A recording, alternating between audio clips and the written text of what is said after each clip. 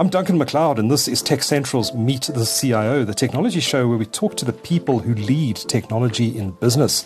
Meet the CIO is proudly brought to you by Wipro. We thank Wipro for helping bring you these great interviews, and you can learn more about Wipro at wipro.com. My guest on Meet the CIO today is the Chief Information and Technology Officer at Cell-C. Schalk Visser has worked in the telecommunications sector for more than 25 years, and his career has spanned the likes of Telkom and Vodacom, where he's worked as engineer and later in executive-level positions. He joined Cell-C in 2012 as an executive in the Program Management Office, where he led several major projects, including the renewal of Cell-C's radio access network. He was appointed as Cell-C's CITO in July of 2020. Schalk has not one, not two, but three master's degrees, one in business administration, one in the philosophy of corporate strategy, and another in electrical and electronics engineering. Schalk Visser, it's good to see you. Welcome to Meet the CIO, and thank you for making the time. Nice to meet you, Duncan. Thanks. Quite an intro. Schalk, you work in the telecommunications industry. This show is not just about telecoms or IT, it's about industries across the board, but you're our first guest in the telecommunications space. Cool. So welcome. You've built your career in telecoms. We were chatting just before the camera started rolling. You, in fact, started your career at Telkom on the back of a bursary. Yeah. Tell us about that and how your career progressed from there. Yeah.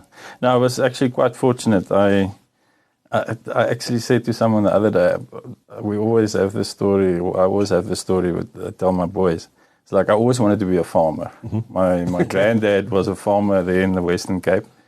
And my dad said to me, listen, you can't be a farmer if you can't do anything with your hands. So I ended up at the technical high school in Worcester, which I will always be grateful for. Mm-hmm. But that opened up the road for technology and electrical engineering, which I actually completed there from a high school perspective, and then ended up at Stellenbosch University. Okay. So after the first year at Stellenbosch University, I was lucky and fortunate to get a Telkom bursary, and the rest is history.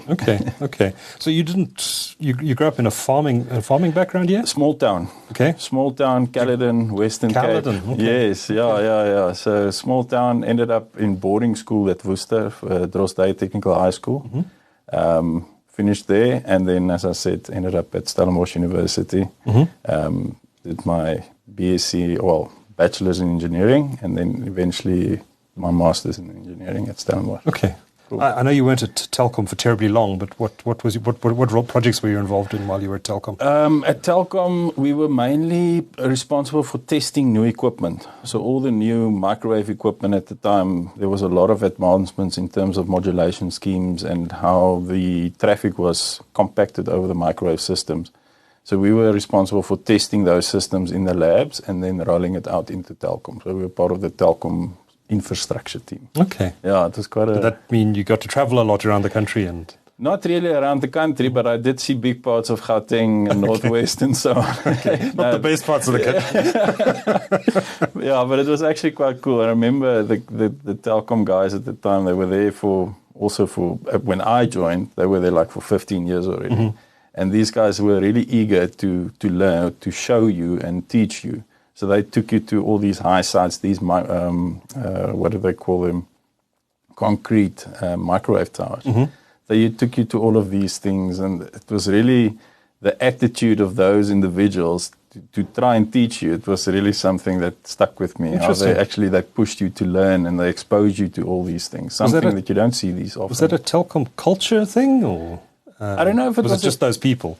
I guess it was those people and the people you got exposed to, but it's definitely something that stuck with me and even when I joined Vodacom in the early days, it's like I was a project leader at the time, and the guys in maintenance, how they took you out to sites, they really were eager to teach you, this is how a site works. Because if you sit in a boardroom and you try and manage projects and you frustrate them by not knowing what's going on, it's really... So they were really eager to push you. So it's almost like a generation of tech that was embedded in those organizations that were pushing to get you to learn and experience and stuff, which I always remember, and it was quite cool. So did you discover then quite quickly that you had a passion for telecommunications? I think at Telkom, not yet, but definitely when I joined Vodacom. Yeah. Okay. That was... When did that happen?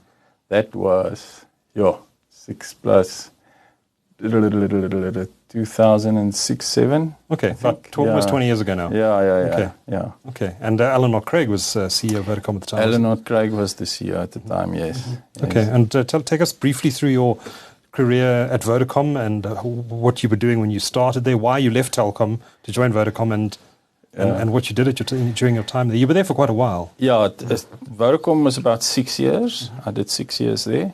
So I left Telkom after about a year and a half. So I had the bursary that I had to work back.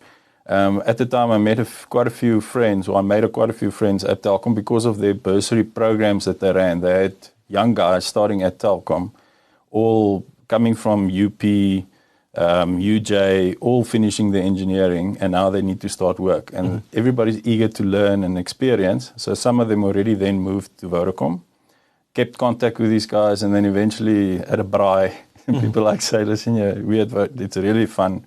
You want to join? I was getting bored at Telkom because it was very much doing a little bit of very specific. And at that age, you're very eager to learn and expose and grow. So I jumped to Vodacom at the time, spent the 6 years there, all in project management, but mainly on the radio side, later in the core side. Then in 2012, I joined Cell C. Okay. After, I think it was almost a 8-month stint in Mozambique for Vodacom. Okay, that must have been interesting. Yes, that was quite interesting, and I think that's the first time I really got exposure to a lot more. Where in Vodacom, so if I can put it to you like this, it was like at Telkom was very specific, very specialized. Then at Vodacom, it was still very focused around the radio side and so on, but a little bit broader. And then when I ended up in Vodacom Mozambique, it was everything. And that's where I first got that exposure to the whole, let's say, end-to-end technology stack, from the radio side through to the network, through to the IT systems and everything. So that was quite cool. You must have gotten to see quite a bit of Mozambique as well in that role. Yeah, I think I ended up one weekend in Pemba just before we came back to South Africa. My fiance at the time, my wife now, we said, listen, we have to do something nice. So we flew up to Pemba. We treated ourselves for a weekend there. But the rest was more on the southern side of Mozambique, Maputo and so on. So Alan Knott-Craig was your CEO at Vodacom when you joined, and when you joined Cell C, your CEO was Alan Knott-Craig as well. Yes, he just started. You're following him around, are you? I won't say I follow him around, but it was quite coincidental that at the time he was also the So it was CEO. pure coincidence. There was no... I think, looking back, it was pure coincidence. I think for me, when I joined Cell C, I think I mentioned to you earlier, I met this gentleman in Mozambique. He was head of the engineering side of it, Joe Brits. Joe then joined Cell C with Alan. Well, Alan phoned him up and said, listen, I need a CTO. Joe said, I'm keen. So Joe went from Vodacom Mozambique to Cell C. He then spoke to me and said, listen, it's a nice opportunity. Come, we really worked well together in Mozambique. So I said, okay, cool. Let's do this. And that was July 2012. Okay. And it was once again a project management role you took on? Yes, that was a project management role. To set up that project management function within Cell C. Yeah. At the time, Cell C was very much expat driven. There was a whole bunch of expat individuals within the organization. The Lebanese were very much involved at that stage. There were a lot of expat people in the company running finance projects. All the rollout was outsourced. So it was a managed, not a managed services, but like an outsourced rollout where how the network was built was purely on if a site was up, the contractors got paid. So it was not managed very well. So all of that structure was then introduced in terms of putting in place project offers, projects and everything to make sure that there's full end-to-end sight of what's going on. Okay. Yeah. And you became CITO in mid-2020 during the height of the COVID lockdown. Yeah. Just take us through what led to your appointment to that position. And I think we went through quite a rough time at that time with, I think it was the second recap. Yeah. Yeah, it was around about the second recap. It was COVID. We had 197 processes at the time. So it was quite a a tough time for Cell C. I think at the time the CEO that got appointed was Douglas Craigie Stevenson. We had chats about where the company is going, where our technology strategy is going. If you look at that point in time, we were still trying to follow the old model of build and not necessarily what we've gone down to now in terms of changing the business model. So we were chasing something that we were never really able to catch, if I can call it that. So in conversations with him, and I said to him, I really think we've got a plan that can work if we change the model of how we build the network. And with that and those conversations, then the CITO role came into play. Okay. And you, I presume, were intimately involved in that project and managing it. Just, I mean, it sounded to this outsider anyway like it was an incredibly complex thing that you did. Maybe just take us through what was involved in the project and some of the learnings that came out of it. Yeah, I think the learnings that we got out of it is, and if you think about it, you've got, at the time we had 5,500 sites. I still remember that, 5503. That's the number of sites we had, of which I think 2,400 of them were LTE capable. So you can imagine those 2,400 sites compares to, well, those were the 2,400 sites were mainly focused in the metro areas, your Pretoria, Joburg, Cape Town, and so on. That compares to 7,500 sites that Vodacom has got, or MTN, or Telkom in those same areas. So from a scale perspective, we were just never able to compete. So the process of getting to where we are today was to basically go and enable a virtualized radio access network. At the time, MTN was quite keen to partner with Cell C in terms of putting that model into play. So we started with MTN. They activated a virtualized radio access network for us nationally.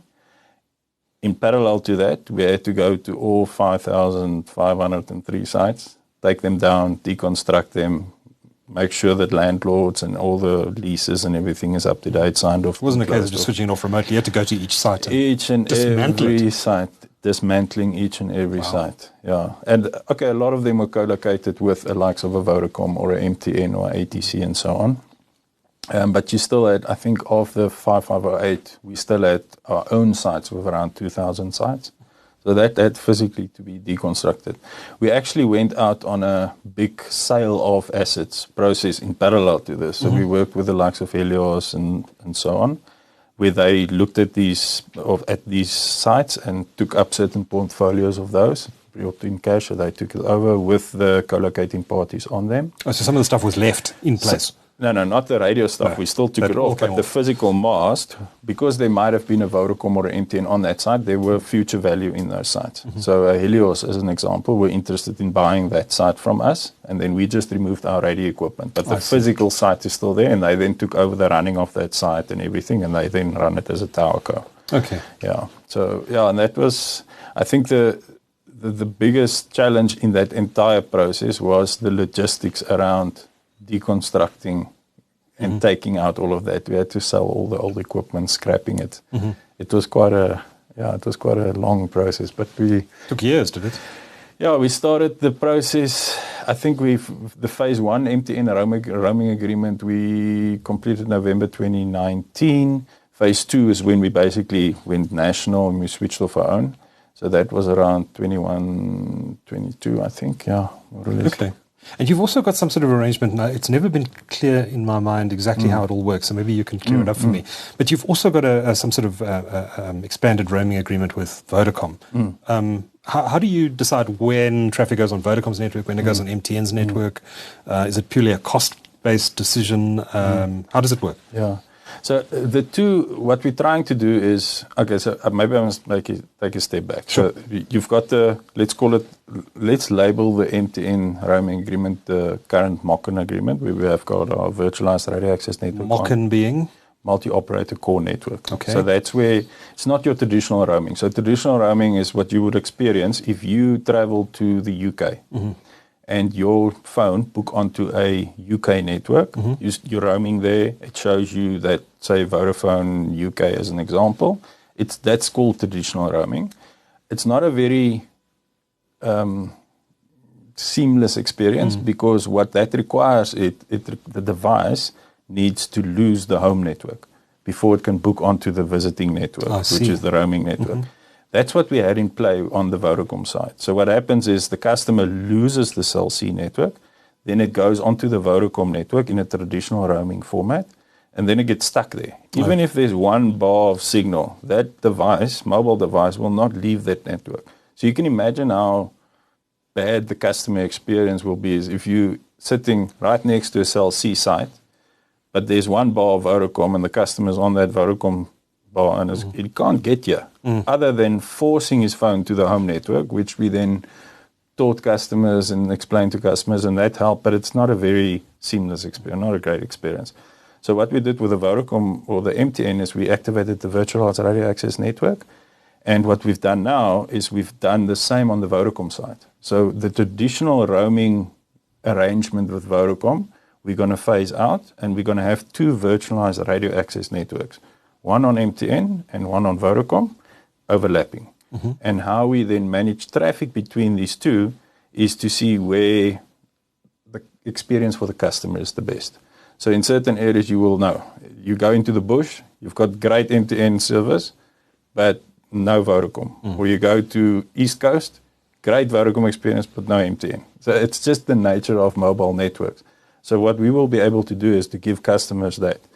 We must just, on our side, be very careful how we manage that, because you can imagine yourself, it's like 28,000 sites, more or less, between the two. And we've got our core network, and we can't have customers move between these 28,000 sites.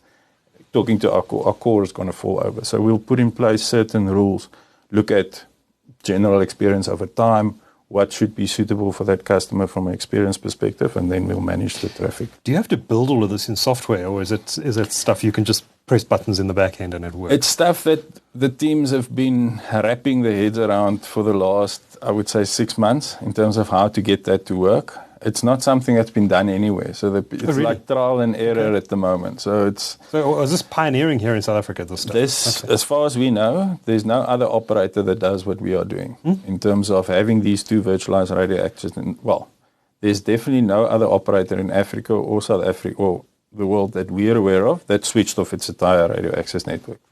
That we're pretty confident of. The second thing is there's no one that's doing what we're doing in terms of having these two virtualized radio access networks to then manage traffic in between and provide customers the best experience depending on where they are. These companies are also competitors, though. I mean, is there worry that they might try and do stuff that affects your network performance, for example? Yeah. So we've got independent not benchmarks, but you will be aware of OpenSignal. Yes. OpenSignal uses, they track everybody's experience across all networks. So we very much leverage off those kind of insights. Okay.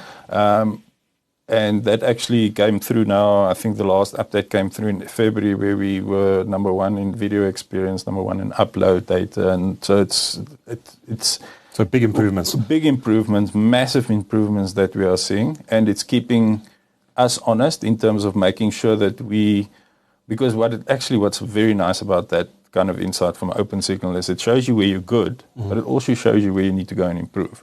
So we actually now have those kind of tools and insights to say, okay, but why are we number 3 in this area? What do we need to fix on the core to improve that element for the customer? So that's quite a nice thing.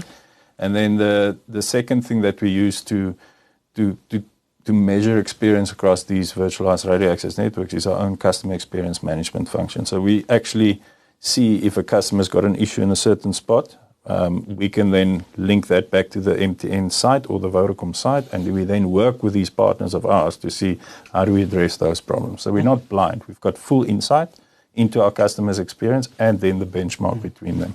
But if you're using effectively you are using the two biggest networks in the country to provide your services, if you play that right and build the right back-end systems, I imagine you'd be able to play those networks off against each other to effectively have the best network in the country. In theory, or is it more complicated than that? In theory, I almost want to say, in theory, anything is possible. Practically, it's complex, and it will take a lot of time. Okay. But I think the ingredients are there, and the willingness of the teams and how they engage. It's quite.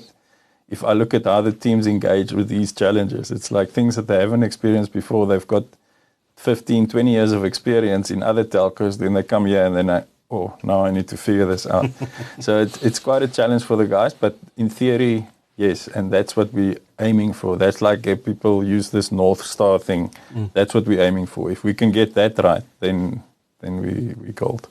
I know your CEO, George Mendes, has said that 5G is also coming on the Cell C's platform soon. I think it's a matter of weeks now, if I'm not mistaken.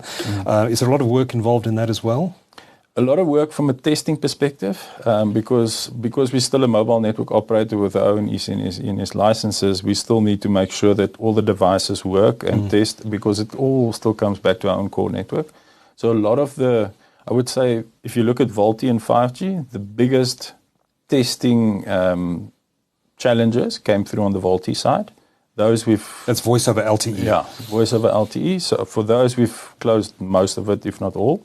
5G is a little bit less complex, but the OEMs are very sticky around giving that software upgrades or making those software upgrades available to your device for your network if you don't comply with those tests. So testing, all good. The Vodacom network that's now live has got 5G activated. I think we've got 2,500 sites, more or less, of 5G sites active on that virtualized radio access network. MTN, we're in the process of activating now. We should be getting the first ones this month. We're really pushing hard for that. And that will then be another 3,500 5G sites.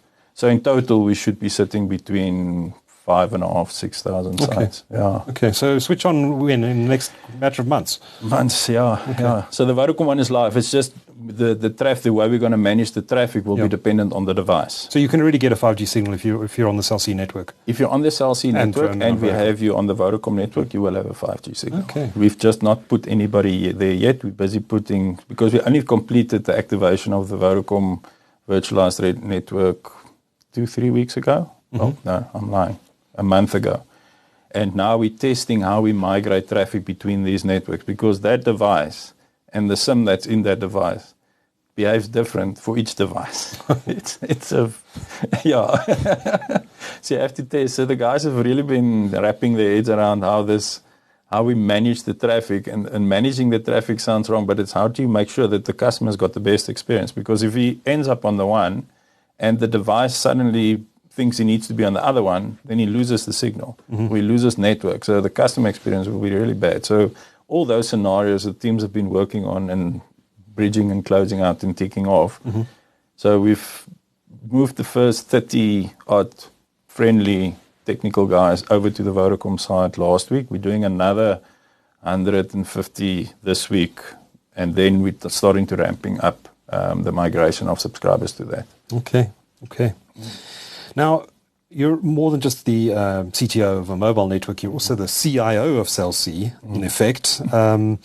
What is the role of technology in supporting what is, in effect, a technology business? Is it different to other industries, do you think?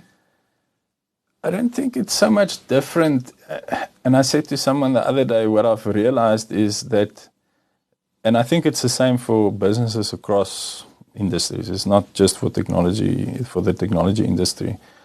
The people within organizations are becoming a lot more tech savvy, if I can call it that. Sure. They have a much better understanding of what's happening. Younger generations coming in. Younger generation. This thing of technology sitting on the side and support the business is long gone. It's a much deeper integrated relationship and partnership within the organization that's required to make it successful now.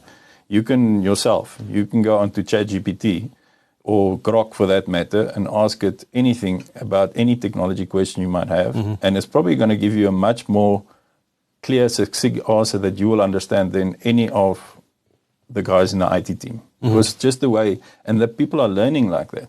So what you find now is people will come to you with a question which they already have a pretty good idea of what it can be and could be. And what empowers or what really makes it work is when the IT and the tech teams actually work with the business and work in partnership with the business, and then you see it. So that shift has definitely happened in the last 12, 24 months. And is that unique to telecommunications, or do you think that's happening across all industries? I think it's happening across. I think it's happening across. I think if it's not happening across, I'll be surprised. Yeah. Okay. Yeah. Okay. So since you became CITO in 2020, what changes have you made to Cell C's information systems, and how are those changes helping support the business? I think in the last couple of years, the focus has mainly been around two areas.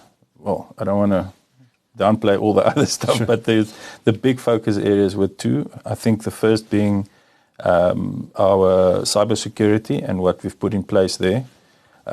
This is something that is we've seen it ourselves, and we've seen it in the industry, and we're seeing it globally. It's something that's really, you have to keep your finger on that, and you can't just let it be. So there's a lot of effort and work that's gone into putting in place processes and systems to monitor and protect ourselves. The second thing that's taken up quite a big part of the team's capacity has been that we've moved from our old billing system to a complete new billing system over a period of 18 months. We completed that migration. That is never a minor thing in a telco. Yeah. It's like, yeah. I'm surprised you aren't grayer. No, I must say, it's like the teams that's working on these things, and that for me, it's like we've got, to be honest with you, we've got a technology group. Now, technology group is IT, network engineering, the SOC, technology enablement, of 210 people. And those 210 people, of which a big portion of them focused on this billing migration. I must say, if you don't have the right people, you will really be stuffed. and what I've learned over the last 12, 13 years I've been at Cell C is the people in Cell C makes a massive difference. They are so resilient. They've had to be, right, over the years. They just keep on going. Yeah. They keep on going, and it's really, I won't stand back for any other operator with our team. Not at all. So billing system up and running now? Up and running, all good. Went live August last year. We're now busy with concluding on the phase 2 of that. That was just looking at the prepaid side of the business. The phase 2 of it is looking at the postpaid side of the business and the enterprise side of the business. So we're in the final stages of concluding an RFP for that. Yeah. Okay. Now, we obviously can't, you mentioned it, but we can't ignore the security side of things. Cell C was, of course, recently the victim of a ransomware attack, and it certainly hasn't been the only company in South Africa that's been a victim of this. It seems to be a real scourge at the moment. In fact, I think MTN was a victim of some sort of cyber attack the other day. They haven't specifically said whether or not it was a ransomware attack. But take us through what happened exactly and the measures that Cell C has taken to mitigate against the potential fallout from this particular incident, and also what it's doing to prevent this type of thing from happening in future. I think you touch on something there, Duncan, and that's it's happening more and more and more and more. So yes, we've gone back and we looked at what went wrong and what did we need to do to address and fix and so on, and that was done within hours. I just want to say, to address and make sure that doesn't happen again. But what our focus has been in the last couple of months is actually on the education side of it. Because what we realized is, to your point, it's happening almost on a daily, weekly basis, and it's simple things. It's like my mother, if she clicks on a link at home, she won't know. But it's like she's not aware, she's not been exposed to that. So how do you drive customer education to make sure that they don't do that or do this? Because, to be honest, our data is out there. Your email address is out. Your ID number is out.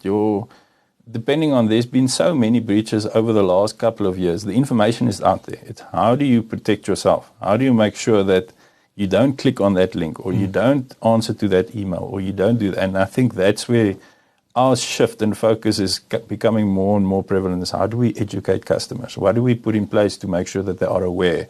How do we do that constantly? Not just now because of what happened in January, but how do we constantly communicate and inform and keep customers aware? Otherwise, you just become another victim. And I mean, just briefly, what exactly happened here? And was it an employee clicking on a link they shouldn't have clicked on? How did these attackers get in? It was compromised credentials. Yeah.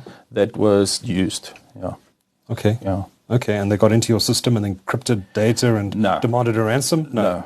So they were able to extract 1.6 terabytes of data. Yeah.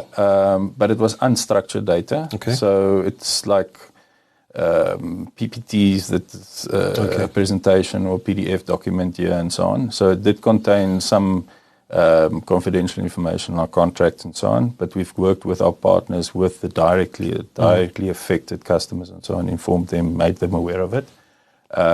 They were obviously trying to encrypt, but the systems or processes that we put in place, the controls that we put in place prior to it happening, stopped them from doing that. Okay. But typically they send an email saying, speak to us, and then you either choose or you don't. Mm-hmm. And then the guidance that we got from our external partners and external advisors was not to engage, but to address this. And have they gone away now? Yeah, They haven't come back. Yeah. Okay. So what we've learned is it's like they come in, they say, we've got your data, and then you can go and try and figure out where they came in, what they touched, and so on. And then, say, 3 months later, they typically, if you don't engage with them, they release it on the dark web. How do they engage? Email? Email. Yeah. Okay. Yeah. No, it's very, I don't know. It's email. What advice? I mean, you obviously learned a lot going through this unfortunate incident, but given that so many South African organizations are being targeted in this way, what would you say are the top things that you would let other CIOs know or CISOs know about what you've learned through this process? What should companies be doing to protect themselves? I think what we've seen and learned, and you see it in the industry, that's not just telco, but across the industry, what has happened in the last couple of years. You can spend billions of rands to try and secure your infrastructure and your networks and stuff. The weakest point remains the individual between this finger and that device, clicking that link or taking data outside the organization. So the thing I think that you gain the most from is making sure everybody is aware, and that's not a one-day thing or a once-off thing. It's to make sure people are aware, that they're conscious about it. It's like brushing your teeth in the morning. It's just, you don't just click a link. You check for something. It's like if it's happened to you, you will see an email address from Discovery, but it says abcdysg.com, and it's a Discovery, and it's like, but not a lot of people are really attuned to that. Yeah. So it's like, how do you make sure? Because that's the weakest link. The human remains the weakest link. So and the attackers know this. They know this, so they will target. So you can spend billions of rands, and you can still suffer a breach. You can still suffer a breach. And then it's, how do you control that blast radius? How does it contain, if they access that system, does it contain there, or do they jump across? I suppose you need an emergency plan to deal with these situations. So, if someone encrypts your data and demands a ransom, okay, what's our rule book say? This is what we do. Yeah. And follow the procedure. Yeah. Yeah, no, we were on the call as an exco I was on the beach, actually. Oh, shame. Sitting on a call. Some other colleagues was also on the beach sitting. But the process works, which is great. So at least you saw the process work, and we got together, made a call, said, this is what we need to do. You go do that, and then we report back. Tomorrow we meet again, or tonight we meet again. So the processes and the governance and things that was put in place prior to this really helped us through it. And what I think we've learned through this process is there's always room for improvement. You can do this better, you can do that better, and we'll loop back into that and make sure that we're better prepared next time. Great. Just lastly then, Schalk, you're a technologist at heart. What's got you excited from a technology perspective in the telecom space right now? What's coming down the line that we should all be excited about, actually? 6G, is that anywhere near fruition? I think it's another few years away. Yeah. What we're trying to do from our side is to, and we're not ones to go and build major networks. We partner with key partners. So we're looking at all these guys, the Wi-Fi providers, the telco infrastructure providers, the satellite providers. We're looking at all these guys to make sure that how do we position ourselves best to make sure that once 6G becomes a reality and all these mediums of connectivity needs to converge, that we are best placed to be able to provide that to our customers. So that's the one thing. And the other thing is, and it's almost like, you don't want to say because it's been said so many times, but the power of AI and how that's helping, you will see it in your own life, in what you do on a daily basis. I use it all day. Yeah, it's amazing. And it's like the challenge at the moment is to bridge that, your experience, but you've now realized how good it is. I've realized how good it is. But how do you improve, how do you increase the scope of that so more people... If I just look at, we've started rolling out of Microsoft 365 Copilot. Oh, yes. And the way people use it and to what extent, it's clear that people don't yet understand the full power that it provides to them. So it's like, how do you educate employees, and also then how do you leverage that to make just the business more effective? Yes. What we're also looking at is how we look at leveraging those kind of technologies into our customer experience. So, for instance, our call centers. At the moment, there's a lot of manual intervention in terms of taking a call, where if you rather go the route of deploying generative AI, a lot of the stuff the customer can do on his own. He can have a voice conversation, have it transcribed, have it answered, and play it back to him. So there's a lot of these capabilities that just brings more and more efficiencies into the business, and those, I think that's really going to make a nice difference going forward. There's quite a lot of interest around low Earth orbit satellites and the potential there as well, with things like Starlink, Project Kuiper from Amazon and others. What's your view of the role that these LEO satellites are going to play in the telecommunications space in South Africa specifically in the coming years? I think it's going to play a complementary role. We're not against them coming in and providing. For us, it's about what is the best solution, let's call it technical solution, for a customer-specific need. So if a customer-specific need is have a lack of broadband connection in the bush, then surely that's a tool that you can bring to that problem. If a customer's requirement is to have a big broadband service within the city, then there's a different tool that you can provide that customer. So I believe there's a space for all of these, and we are engaging with all of them. We're not just stuck on Wi-Fi, mobile, FTTH, FTTB, satellite. We're looking at all of them so that we can have that in our bouquet of services that we can offer our customers. Okay, so if someone in a rural farm setting or something needs a connection, you might offer them through a partnership you might have with one of the LEO providers, you might offer that solution. Yeah. Okay. So you'll compete with them and you'll partner with them. Yeah. No. We'll partner for me is probably the more sustainable way forward. I think what it comes down to, we've in our company strategy, and you would have written about it, and we would have talked about it a lot in the past, is one of the key pillars is network perception and network quality. And a lot of the focus in the last 12, 18 months, 2 years, has been around how do you change perception and how do you address the mobile connectivity problem. So that we believe we've made a huge progress there in terms of what we're seeing from OpenSignal, the My Broadband results and everything. But where that's shifting now is to say, not just mobile connectivity, any connectivity. It's what are those bouquet of services that we're going to offer our customers to provide them a seamless connectivity experience for whatever they want to use it for. Schalk, we could talk about technology all day, especially telecoms networks, fascinating subject. Schalk Visser is Chief Information and Technology Officer at Cell C. Thank you so much for your time today and for speaking to TechCentral's Meet the CIO. It's great to appreciate it. Thank you. Cool. Thanks, Duncan. Thanks, Schalk. Cool.